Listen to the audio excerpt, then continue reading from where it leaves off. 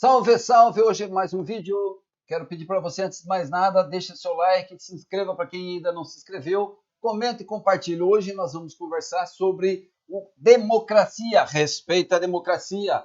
Justiça decide que os gastos do programa Bolsa Família está fora do teto e, na maioria dos estados, os eleitos são diplomados hoje.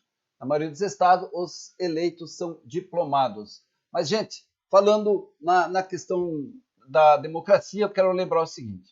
Tem gente reclamando, chorando as pitangas, falando em rádios, dizendo que o STF, que a justiça está governando o país e que estão passando com um rolo em cima das decisões do Congresso, estão decidindo pela Câmara Federal, porque onde já se viu prender o índio, porque soltaram o Cabral, porque votaram o orçamento secreto, porque o programa da Bolsa Família já foi decidido quando deveria ser decidido pela Câmara Federal, através da PEC de transição. Isso é um absurdo. Gente, primeiro, temos que entender o seguinte. O Brasil vive numa tríplice poder. Nós temos poder judiciário, poder legislativo e o poder executivo. O poder executivo executa as leis, o orçamento, desenvolve programas, desenvolve ações e executa tudo isso. O Poder Legislativo fiscaliza, o Poder Legislativo legisla, como o próprio nome diz, legislador. E o Poder Judiciário, quando acionado, quando provocado, toma decisões em cima daquilo que pode estar sendo desrespeitado pela própria legislação. Então é um sistema que julga, Ele não executa, ele não faz leis, ele julga as ações de pessoas, de entidades, de órgãos, de coletivos ou mesmo no individual, quando é provocado, ou seja, quando alguém aciona a justiça. Então, primeira coisa, vamos entender isso. Não adianta você ficar reclamando, blasfemando, tagarelando, papagaiando nas rádios, dizendo que o Congresso está sendo dominado, está sendo desrespeitado, que a justiça está governando o país, está passando por cima do Congresso. Ora, se o Cabral o ex-governador do Rio de Janeiro, o Sérgio Cabral, foi liberado para cumprir uma parte da sua sentença, da sua condenação em casa, é porque o advogado do Cabral, fundamentado em algum tipo de legislação, provocou o ministro e pediu para o ministro a liberação dele para ele cumprir a prisão domiciliar. Não foi o ministro da sua cabeça que lembrou, poxa vida, o Cabral está preso, vou liberar, deixar ele em casa. Não. Ele não pode tomar uma decisão dessa forma. Mas o advogado foi lá e solicitou. O juiz podia dizer sim, podia dizer não.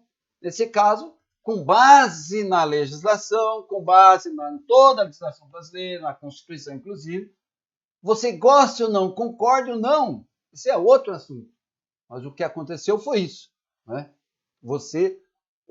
O juiz Gilmar Mendes, se eu não estou enganado, Gilmar Mendes liberou o ex-governador Sérgio Cabral. A mesma coisa a questão do índio. O índio foi preso não é porque o Alexandre de Moraes deu um estalo, ele viu lá numa rede social, o índio que já foi condenado, inclusive, segundo informações, por problemas de tráfico e etc, uma série de questões lá, e que não participa de nenhuma aldeia, não pertence a nenhuma tribo, mas é um índio fake. Mas independente disso,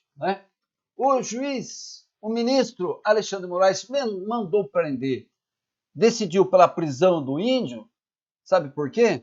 Porque também foi provocado. A Procuradoria-Geral da República acionou o STF, acionou o ministro Alexandre de Moraes, e o ministro Alexandre de Moraes decidiu, então, pela prisão do índio. Da mesma coisa, gente, o orçamento secreto. Gente brabinho, Lá na Câmara Federal, acredito que o Arthur Lira, o presidente da Câmara Federal, não gostou nada disso também, mas o STF decidiu, nessa manhã, que o orçamento secreto é inconstitucional. E por que o STF, porque deu na louca na cabeça do STF, foi lá decidir sobre essa temática do orçamento? Não. também porque foi provocado, foi acionado, alguém entrou com essa ação. E quem entrou com essa ação foi o partido do PSOL, né, através do deputado senador Randolph, né, ajuizaram uma ação perguntando: pode isso, STF? É correto usar o orçamento secreto? Porque colocou lá uma série de razões, de motivos fundamentado, e o STF decidiu pela inconstitucionalidade. E a maioria dos ministros que decidiu pela inconstitucionalidade, né, foi com base na falta da transparência e na falta de informação. Basicamente, esses dois argumentos prevaleceram, né, para a decisão dos ministros. E foi 6-5.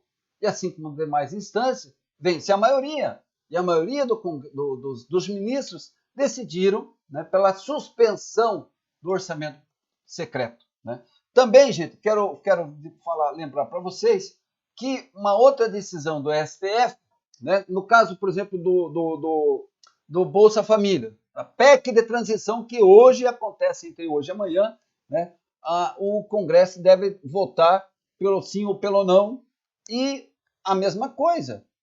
O Congresso vai decidir, né? O governo, o presidente Lula, ou o próximo governo, o atual governo, ou a população brasileira vai acatar a decisão do Congresso Nacional em aprovar ou desaprovar a lei, o projeto da PEC da transição. Essa é a verdade, a maioria tem que ser respeitada. É assim que acontece no processo democrático, como é o caso do país, no nosso país. Né? A decisão do ministro Alexandre de Moraes de mandar prender o pastor Fabiano, mesma coisa, também foi provocado pela Procuradoria-Geral da República em função de atitude de atos terroristas do pastor. O ministro decidiu pela prisão, mas não foi o ministro que tomou a decisão sem ser provocado. Alguém disse, olha, está acontecendo isso, e precisa prender esse sujeito. Aí, foi um pedido para o ministro Alexandre de Moraes. E o ministro Alexandre de Moraes decidiu pela prisão do pastor Fabiano. Então, gente, quero deixar claro, nós temos que respeitar o processo democrático. Né? Assim como hoje, na maioria dos estados estão diplomando os seus eleitos. Governadores, vice-governadores, senadores, deputados federais e deputados estaduais. Sábado passado, na segunda-feira passada, dia 12, né, o STE fez a diplomação do presidente Lula e do seu vice, Geraldo Alckmin.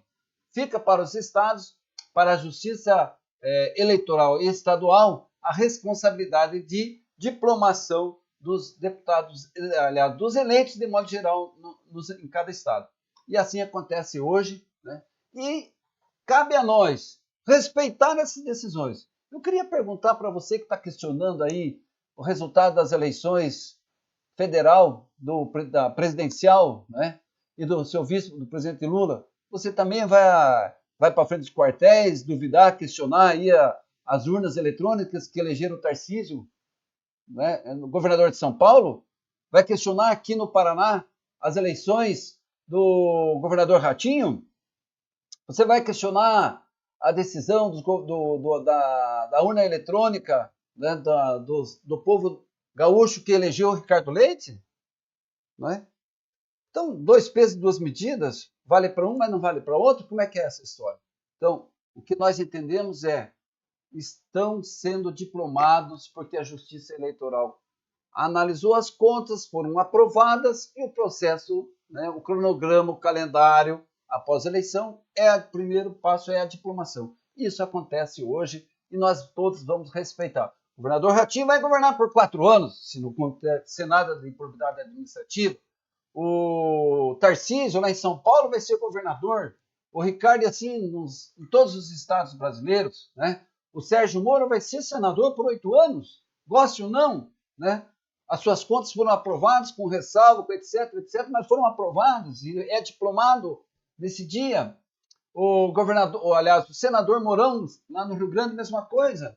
A Damares, lá em Brasília, também a mesma coisa. Então, cabe a nós respeitar os resultados das urnas. E o processo democrático ensina isso. Então, democracia, respeita a democracia. respeite a democracia. É isso que é o fundamental. Você tem todo o direito de contestar durante o processo. Por que não convenceu os eleitores, então, a não votar no Lula, a não votar no Bolsonaro, a não votar no Sérgio Moro? É o resultado do processo. O povo aqui no Paraná decidiu, por maioria ampla, né, elegeu o Ratinho. Simples assim. Né? Quem queria o Requião não conseguiu convencer, e o próprio Requião não conseguiu convencer. Você pode até questionar os métodos utilizados pelo governador para convencer os seus eleitores, mas a forma de você questionar isso também é na justiça eleitoral. Você tem provas, contestou, ajuizou a ação, provocou a justiça eleitoral, né, para embargar a candidatura, para embargar ou para caçar a candidatura depois, ou para caçar a diplomação depois, né? E assim por diante. É esse o processo.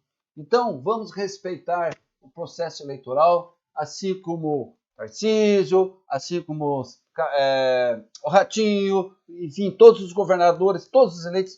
O presidente Lula também vai governar por 4 anos. Geraldo Alckmin vai ser o vice-presidente por 4 anos e assim por diante. Então, gente, hoje a Justiça, essa semana, tem muito trabalho pela frente no Congresso, na Justiça ainda, tem muitas novidades. Nós esperamos que a PEC da transição seja aprovada, porque a PEC de transição vai garantir os recursos para os programas básicos, como, por exemplo, farmácia popular, né? Como, por exemplo, o pagamento da bolsa dos cientistas, dos pesquisadores, dos estudantes e cientistas que estão fazendo pesquisas pelo Brasil afora. São 200 mil pesquisadores, né? Essa PEC de transição vai garantir uma série de recursos para muitos programas, né? E para o final do próprio governo Bolsonaro, que está uma lástima, não tem recurso para nada, né? Tem instituição que não tem recurso para comprar papel higiênico. Essa é a realidade. Essa é a realidade, infelizmente, né? Por isso a PEC de transição, eu escutei hoje gente dizendo assim, não precisa mais a PEC de transição, porque a Bolsa Família já está garantida pelo ministro Gilmar Mendes, porque é um absurdo, Gilmar Mendes está substituindo o Congresso. Não está substituindo o Congresso. Gilmar Mendes decidiu, porque, primeiro, foi provocado por um partido, pela rede, né, para decidir sobre a questão do programa Bolsa Família. Segundo, a PEC de transição não é só sobre o programa da Bolsa Família. São uma série de custos e gastos que esse governo torrou dinheiro e não deixou recursos para garantir esses recursos básicos, né? Inclusive na área de saúde, vários programas, né, que o governo tem a obrigação de manter o tratamento de várias doenças, e sem essa PEC de transição, esses programas, essas pessoas vão sofrer porque não tem recurso para eles. Tá bom, gente? Então, mais uma vez, deixa o seu like, deixa o seu joinha, comente, compartilhe. Quem ainda não se inscreveu, entra lá, Jefferson Tramontim, segue a visão. Até o próximo vídeo.